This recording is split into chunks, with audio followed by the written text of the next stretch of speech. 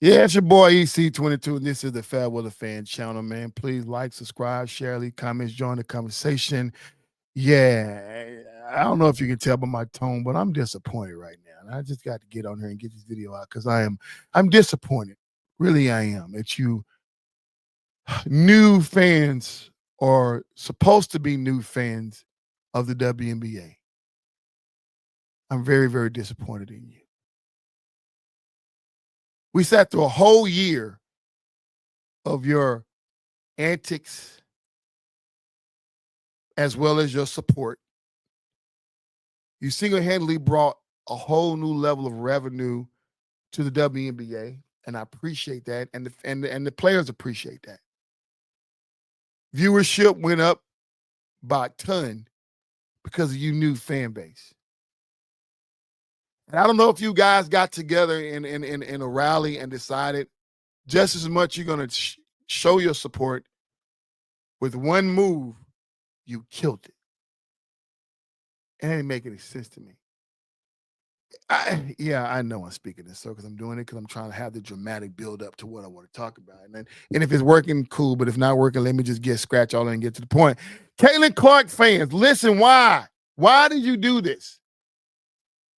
See, I was the one who said last year that the hype of Caitlin Clark and Angel Reese does nothing for women's basketball in a sense of the product that's already out there. And that's the vantage point I was looking from, and that was my perspective, and that was the point I was trying to make. Them coming to the WNBA does not make the WNBA better because they have current players that are better. And some of my friends, you're missing the picture. You're missing the big point because they're coming to the league. They got all this extra fanfare, and people are going to be watching the game to watch them, and everybody get to share in that success and the ratings and stuff like that. This is what we need. So I'm like, you know what? Okay, I then. Just don't tell me that they're better. You know, don't tell me Caitlin Clark is the greatest women's NBA basketball player, and you ain't seen her. I mean, women's WNBA player, and you ain't seen her play in the professional league yet. Has no championship accolades to her career yet. Not in high school, not in college, and not in the pros. Yeah, she's the best. But I died down, I stood down from that conversation, and I had to choose another angle, another vantage point. And I agreed reluctantly at first, but then I finally took on, and I'm like, you know what, I get it and I appreciate it. And I fell in love with the Caitlin Clark fan base because I'm looking at now to where when Caitlin Clark come to town, they're choosing the men's arena. Most of these women have their own smaller facilities.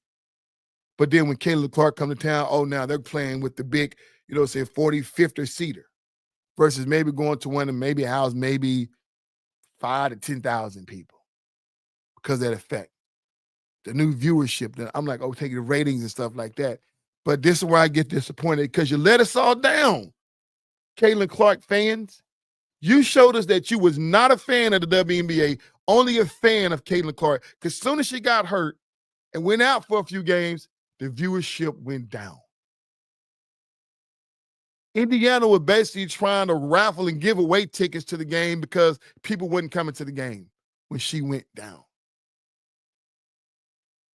So all you Caitlin Clark fans that want to get on your social media page and create all these memes and like you know what the heck you're talking about, you're not a fan of WNBA. And I'm going to tell you right now from EC22 and all those who support the Fair Weather Fan podcast, you have been disqualified to have an opinion because we put up with your crap for so long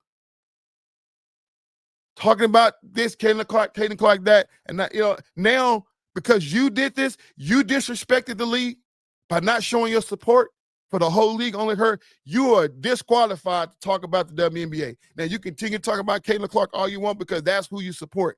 Support your girl.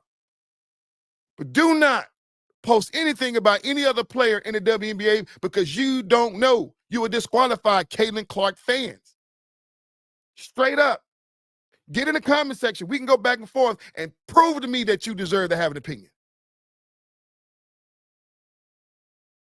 And I wish these conversations were live and I did it on the last post and I did it by Angel Reese. I want you to call me out some players that played in 2005. Off the top of your dome. You can't do it. You can't do it without going back and Google. Name me some players that played in 2010. You can't do it. Not off the top of your dome. How many championships did the Minnesota Lynx have? How many championships did the Detroit Shock have? Right off the dome. How many championships do the Seattle Storm have? Right off the dome. How many championships did the Houston Rockets, Houston Comets, which is no longer a team, but how much did they have? You don't know.